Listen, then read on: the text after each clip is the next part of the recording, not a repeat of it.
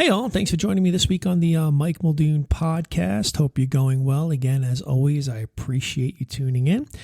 This week, I bring in a little special interview. Today, I talked to Jamie Meyer, who is an entrepreneur of Jamie Meyer's Enterprises. She's a traveling entrepreneur, which is really awesome. Jamie's been able to take her freelance skills at one point and has turned them into a company that allows her to do one of her favorite things in the world, which is to travel.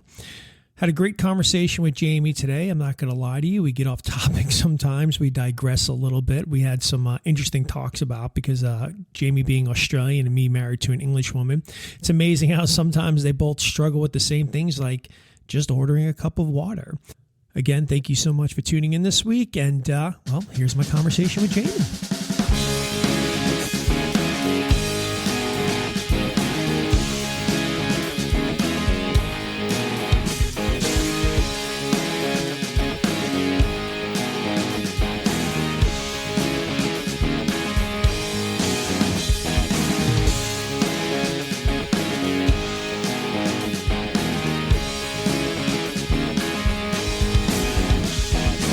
And Jamie, this is interesting. So you might be my furthest guest right now that I've ever interviewed. The fact that you are basically halfway across. I mean, you are an Australian. That's fantastic.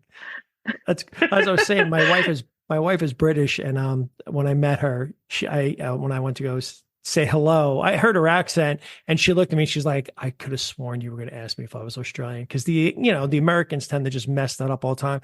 But I got it right. And it's funny. We lived in because I usually get South African. Really? Oh, when I'm in the US, most people think I'm South African. Oh my gosh, that is too funny. Well, anyway, Jamie, just tell me a little bit about yourself. So I am currently in Australia, but I have not really lived here full time for the last 5 years. I've been traveling the world and seeing all kinds of incredible places. Actually traveled most of the way through COVID, which was kind of an interesting experience. Yes. And I have a company that I run while I'm traveling the world, and I set that up intentionally so I didn't have to ever take vacation days because I kind of loved what I did and didn't want to have to take a day off, but didn't want to miss out on seeing everything on my bucket list. So I started building my company and living my bucket list at the same time. So that's really interesting, traveling during COVID, because you would think so many restrictions. It must have been hard getting in and out of places, especially considering some places didn't want you there. Not you personally, but not you personally. They were like, no, Jamie, they don't want you here. Everybody else, that's the Jamie line, keep her over there, but everybody else can come through. No, I meant, but in general, I just remembered, like, again, my wife being English and, just the thoughts of leaving the country or going in and out during COVID was just wild. I mean, what were some of the places you were going to? So I started in the US. COVID actually hit while I was in the US. And where were you? So thankfully in Nebraska, I have family in Omaha. Oh my gosh, you must stick out. I've been to Nebraska. You must stick out. Like the minute you order anything, they're probably like, you are not from around here. From here, absolutely. And trying to order water for like the first 2 years that I visited the US was impossible. I could, for some reason, the way Australians say water and the way Americans hear water from an Australian accent, it's impossible to order. I have to go to like the clear stuff that comes out of the tap as a description. Jamie, my wife is literally like down the hall. She might hear me say this right now. She is terrified to order water in places because of that, because of her English accent. Nobody ever understands her. And she's gotten to a point where she starts going, I'll have a water, like she'll just try to do it really. She just poked her head and she heard me say it. She's I have the same problem. She just goes, I'll have a water, really just trying to hammer it home just so anybody will give her, because for the longest time, like she's like, can I have water? And I'm like, what did you say? And oh my gosh, that is too funny. But I can imagine. Same problem when I ask for cutlery. Oh, cutlery. Oh, because you probably use a fork and a knife. Have you noticed that most Americans just go with a fork? Let's just throw the whole podcast. Let's just get on this one right here. It's amazing. I have to be honest. It's funny. Have you seen Americans? A lot of times they'll sit there and they'll use their fork and their finger. Like instead of just like grabbing a knife, like just using the knife. And by the way, I was guilty of that till I got my wife. And then she was just like, maybe you should use a knife. And I'm like, maybe you should use two hands with cutlery. By Yeah. the way, I can't sit down to a dinner anymore without actually having a fork and a knife. So I'll go to like my mom, go see her, and she'll just hand me a fork. And I'm like, what What am I doing barbarian are this? you? You're a barbarian. Like, where's the knife? How am I supposed to do all this? Oh, I get it. And the Anyway, other really weird thing, because like your wife will know this, with right. British heritage, we do like one hand with the fork and one hand with the knife, and it stays the same. Oh no, I But switch. American etiquette is switched, right? The first time I came to America, I was like, what is happening? Uh, we I'm literally like, how do you even multitask. coordinate that? Yeah, it's The a way lot we of cut, movement. because we cut and then we go back and we cut. But I have to tell you, my wife pointed it out actually just a few weeks ago, and now I'm actually trying to keep it. But now I'm having to eat with my left hand because I got to keep the knife in my right hand. But now I'm doing the fork upside down, which is a little weird. And Oh, I'm like yes. I'm like a reverse fork eater, and it's uncomfortable. But yes, this is the stuff that little. I've been with my wife for 10 years, and we still joke and laugh about all these little things. But anyway, I'm sorry. So you were in Nebraska, and Yeah. what did you We got decide to do from completely off Nebraska? track there. So thankfully, the American government let me stay well past Okay, the allowance that I had. And so I spent probably close to 9 months in the US. okay, And then they were like, okay, that's it. You have to go, which was, entirely fair. yeah, yeah. But getting back to Australia was impossible. I literally could not do it. So I hopped a Because didn't you flight get rid to of COVID? Like the Australians were like, no more COVID, and it was gone. Like you were like locked down, right? Was it Yes, like Australia absolutely. and New Zealand just kind of locked down and were like, we're going to get rid of this? Yes. And they were like, we're on the other side of the world and no one else is allowed Right. to come here.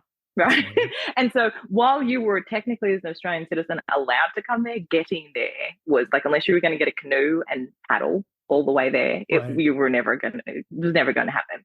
So I hopped a flight to the Bahamas, which just opened, mind you. Like the day that I landed, they had just opened for international travelers. Right. And I lived there for a little while. And then I hopped across to Mexico because, like all the countries were Wow. closed, right? So you Right. couldn't just, there was a very, very limited number of countries that would let you even travel there. So you were talking when I was looking at your stuff here. So you talked about having it pretty rough from like 5 to 25, so. I mean, those are some pretty strong years there that you felt kind of lost. I mean, and those are like your formative years, right? So a lot of that gets Mhm. wired into your life. And a lot of times that can have a long-term effect on your life unless you actually do something about it.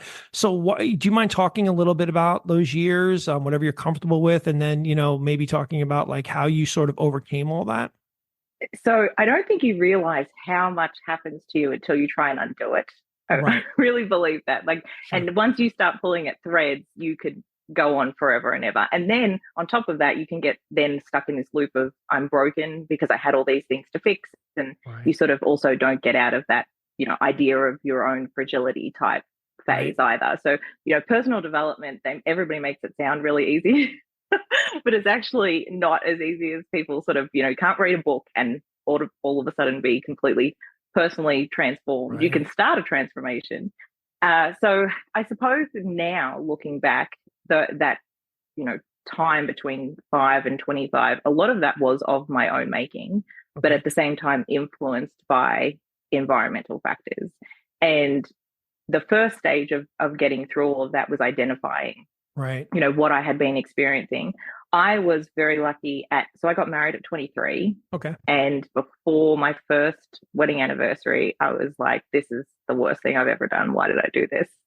And so leaving that marriage was kind of the catalyst for having to do something more. I had no idea what that was going to be, but it just couldn't be based on the choices that I had been making, because all of Right. those choices were revolved around societal expectation and progress of what you do when you meet somebody else or you turn 21 or things like that. So I sort of set my life on fire Right. and started again.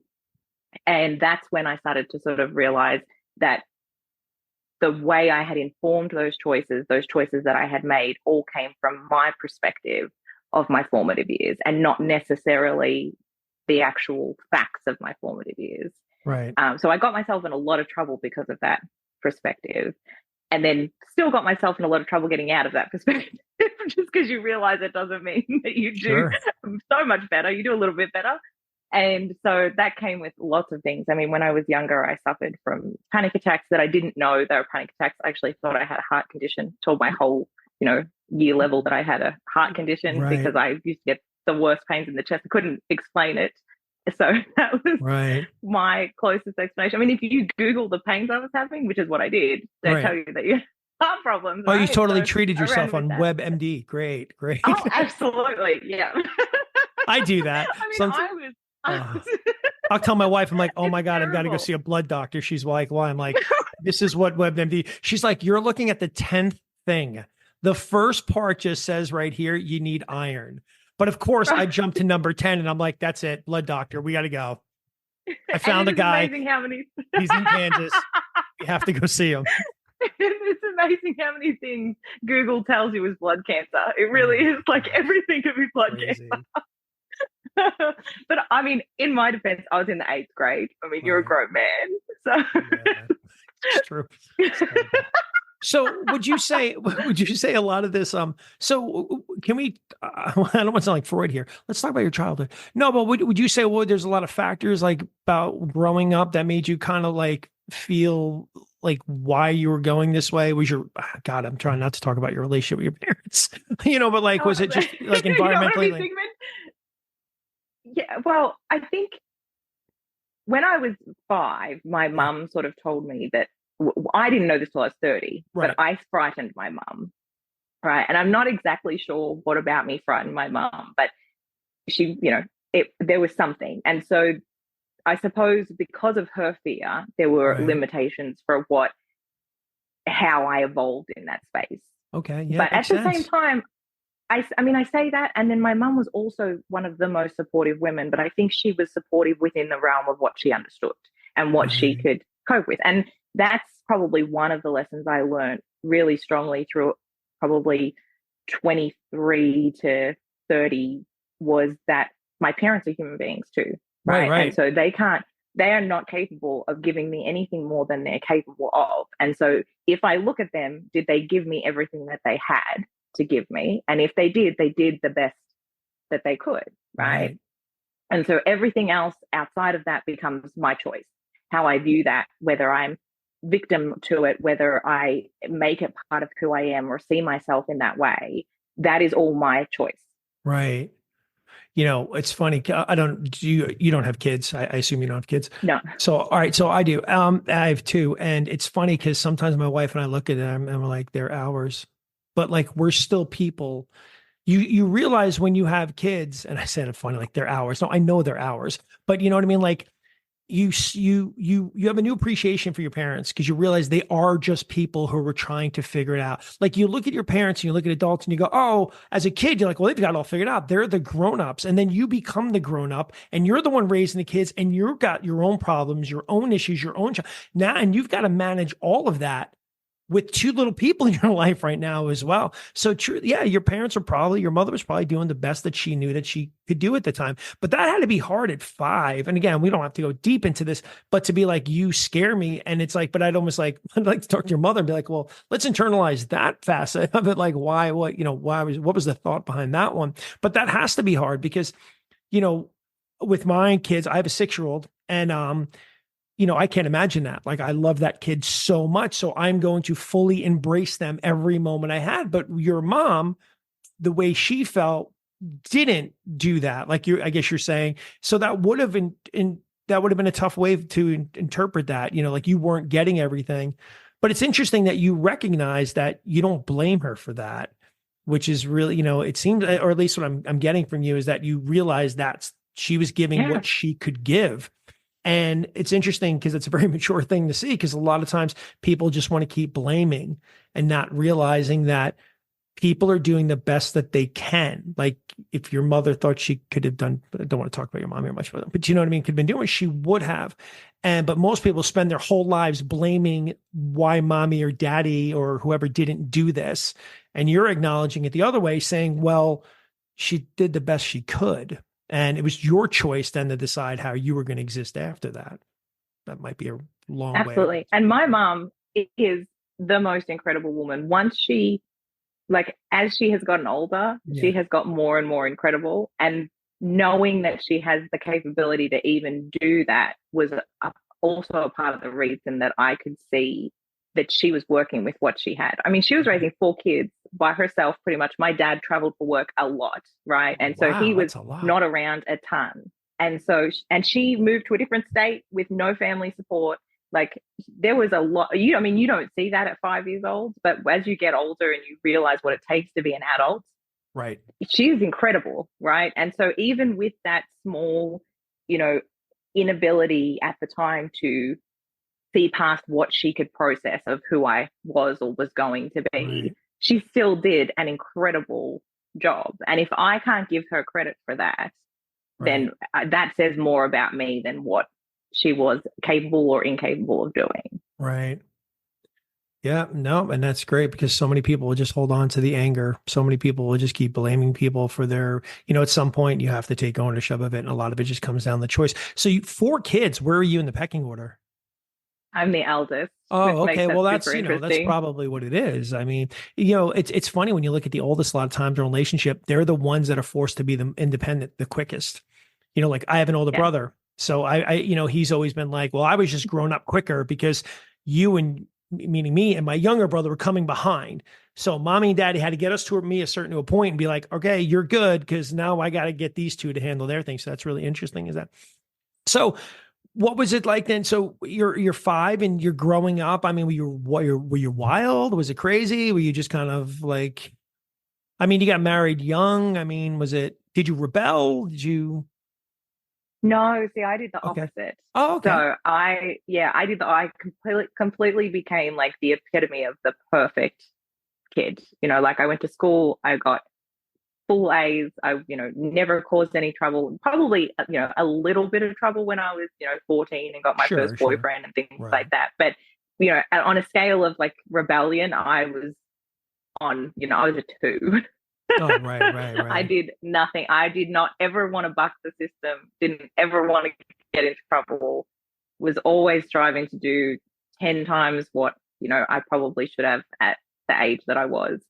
And probably part of me through my younger adult years started to think, why didn't I rebel? Like, why do I always have to do the right thing or the good thing or, the selfless thing or, and so that there was probably a very small system of thought throughout those years. Ironically, though, when I got to the place where I had to like buck the whole system and set it all on fire, I didn't think to myself, now I'm going to rebel. It was more of I have to do this or I'm going, like, probably the best description is like who I am is going to die. Right. Because I was just so lost in something that was not reflective being you. Of me. Yes. You weren't being you. So it wasn't real. It was basically you got to a point where you realized I have to start living my life. I am living however it's interesting because I talk about this a lot on my podcast about the number one rule for anybody, and especially I talk to young people, is you have to live your life. It's yours. And you're the only person that can do it. And that means you have to make the choices and decisions that are going to benefit your life. It doesn't mean rebel, be crazy, whatever, but you have to make decisions. And sometimes those decisions are going to be hard. Sometimes they're going to go against what mommy, daddy want. You're a young kid. You want to go out in the world. You want to be a writer. Dad says, no, you got to be in marketing. It's a safe job. Some kids choose that. And then later on, they're miserable because they didn't get to live their lives. They lived their parents' lives. And I always say you have to go out there, and it might cost you your relationship for a little bit, but you will always be better for trying to live your life instead of existing in something else than not doing it all. And, you might have found yourself getting to a certain point, I'm assuming, where you were just suddenly like, I'm done. I want to live, as people like to say, their truth now, right? I want to be who I am. And this is who I am. And sometimes it'd be interesting. How did that affect your relationship with people besides your marriage? I know how that probably got affected. Yeah, I mean, that's pretty much figured that one out. I mean, he was really not impressed about any of that. And in his defense, I mean, I was young and like probably didn't handle it the best way that I could have. I tried my very best to handle it, in a very mature and gracious way, but that doesn't always happen when you're still quite that young. Right. But the one thing I will say about 2 things that you said. One is that actually happened to me. I had an idea of what my parents expected that I would be, and I naturally wanted to do something else. And I did the something else for a little while and was quite bored. I loved it, but in school, being a fashion designer, I found the course very basic and was very bored very quickly. Okay.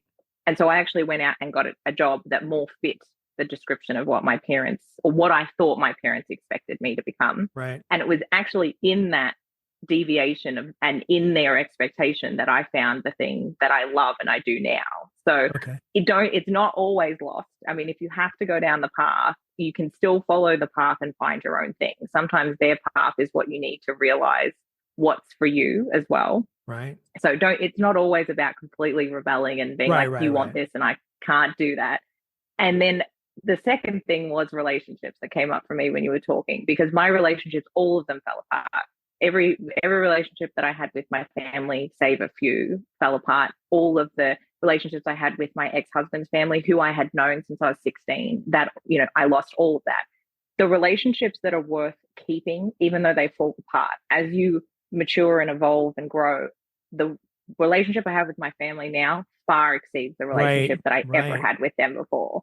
And so just because it's, sort of lost its way for a little while, doesn't mean that it can't be something more than what it was originally. Right. 100%. I agree with that. Exactly. You don't have to abandon everybody and never, scorch earth. It just might be tough in the beginning because, again, as parents, it's funny. My daughter, right? So she's doing some stuff right now, and I look at her and I go, "Oh, I really wish she would do something else." Or do like you think you know best, but knowing what I know with people and psychology and stuff, I try to keep my hands off. But, parents, most time, we just trying to think that we know what's best for you. Like, we're older, we're there, we know what's best with you. And if you break away from that, then obviously it's going to cause a ripple. Like you said, if you go on and you prove yourself, or, or you just, they find, okay, oh, you know what? I thought they needed this to land, but they landed over there and they're good. Then it's going to bring you back. Because ultimately, going back to what your mother said earlier, you scare me. My kids scare me, but they scare me because I love them so much that, if anything ever happens to them, or I want them to have a good life. That scares me if that didn't happen. So you're right. It doesn't mean, you're going to lose all your friends and your family. It just means it may change for a little while. You're going to have to get used to that, but it does not mean, and like you said, it came back stronger. So now you're in your relationship, I'm assuming, and again, I don't like to do that, but it's probably more authentic now. Yes, absolutely. And it's outside of being more authentic, it's more in its truth, in the sense that my parents are people and they're not shrouded by an idea of what your parents should be or how they should be. And the same for me. My parents aren't shrouded in a way that I should be and move throughout the world. And the one thing, I mean, I'm not a parent, but the one thing I've learned about being a child is that it doesn't matter how right your parents think your path is. Bad shit is still going to happen to your kids, right? Right. It's not, it isn't going to, you can't control the rest of the world or the universe or what their path is going to be. The things that, my parents would consider that I suffered through have been the points of my greatest strength. Right, of course. And so if I had not experienced those things, I would not be who I am today. And I much prefer who I am today over who I was before those things happened. And as much as, everyone says follow your truth, and I'd like to say that, I got divorced and started following my truth instead of somebody else's. I had no idea what that was. Right. And so if I didn't know, my parents couldn't have possibly known. And they're sort of trying to protect me and keep me safe and want all these good things for me, but they don't know what that path looks like, because I don't even know what it looks like. Right. And moving past all of the expectation doesn't necessarily mean that you know what your truth is and you're 100% sure going after that. I spent probably another 5 years trying to even figure that out. And even as I stand right now, that's still evolving and still growing. And it's always going to evolve.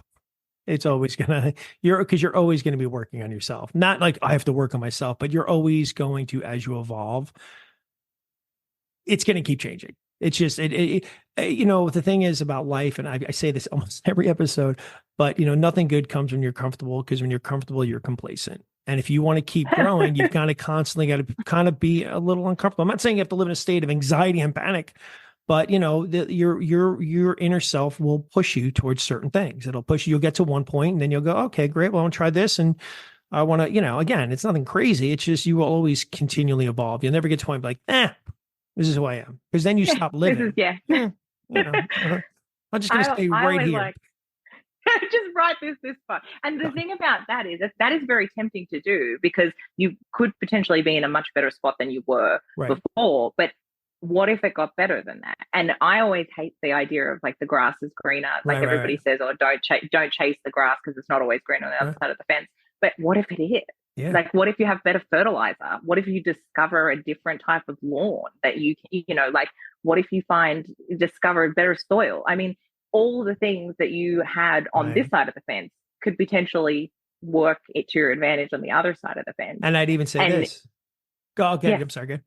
No, go. No, what I was going to say, or at least, you know what? At least I went on the other side of the fence and I took a shot, and it wasn't as good. But you know what?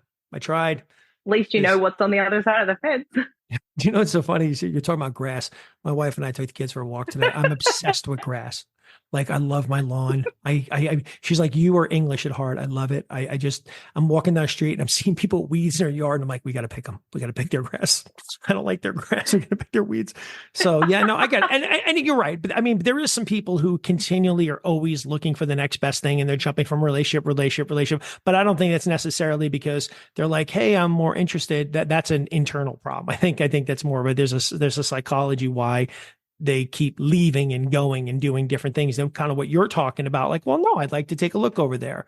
And if there's nothing new over there, it's fine. I'm good here, but at least I took a look. But whereas if somebody else maybe, who's just jumping from relationship to relationship, they're running from something, you know what I mean? There's something else going on in there. So I totally get what you're saying. So I guess you're saying right now, you're feeling good about yourself. I mean, I'm always feeling pretty good about myself. And just on the last part of what you said, the biggest difference is seeking validation outside of curiosity, right? You go on the other side of the fence out of curiosity to see who you can become or what you can do, versus looking for something to tell you who you are. And that's the biggest difference between making the same action from a different perspective. Right. Actually, can you do me a favor? Hold on for 1 second. I just lost you. Can you just say that again? Oh, I think you just froze on me. That's why. I don't know whether I can say it that good. You just said, no, actually it was great. You were basically, it was great. You were just talking about like, there's a difference between the connection went off there for a second, but it was great because you were talking about there's a difference between looking for curiosity, which is I'm just interested, and looking for validation. That's exactly what you were just saying. And I think that's brilliant. It just sounded so much better when you said it. But the interesting thing is it was coming through and like, you would find. So I heard it all, but the sound got a little messed up. Yeah. So it was like, do you want me? I can repeat it and we can cut it back in. Oh yes. It was just, but like everything, it was great. But you're right. Going for curiosity is like, just taking a look. But the other thing is if you're looking for validation for something like that. So what would you like my listeners to know about like your journey and stuff like that? Like I said, a lot of people come here for, just some advice. They're doing okay in life, but they're feeling a little stuck. They might be feeling a little angry. They don't feel like maybe they can make a move. I mean, what advice might you have? You will never exceed the opinion that you have of yourself. That's very true. Right. So wherever you are, whatever you think of yourself, if you want something different, you have to think of yourself differently first. Right. That is so true. That's great. All right. Well, listen, Jamie, I mean, you got anything else for me? I mean, how did you feel? I mean, I felt like we started off a little, I feel like we went all over the place, but isn't that the best kind of conversation? The thing is, I like my guests to come on and just, we keep it simple, we keep it casual, and I think the listeners kind of enjoy it, especially, I don't try to keep it as formulaic, like, hey, let's talk about this moment, let's talk about this, let's just, let's just hope they enjoy, they listen, and they get something from it. But that thing you said earlier, I really love that. It's difference between doing something out of curiosity and validation for others. And I think that's important. I think a lot of people that's where they're held back. It's they're just looking to be validated. So anyway, well, listen, I appreciate your time. Thank you so much for being here, and keep in touch. Okay. Absolutely. This has been a pleasure, Mike. I'm so grateful to have the opportunity to talk to you, meet you, and hear all about your wife's experiences in the US. Her and I should have coffee next time I'm there. Oh my God. Hell, if you're ever coming through the Charlotte area, let us know because she well, absolutely. I love Charlotte, so I will definitely be back. Every country I've ever been to, no matter which language I'm speaking, I have the exact same problem. Every single country. That's funny. Oh, crazy, crazy, crazy.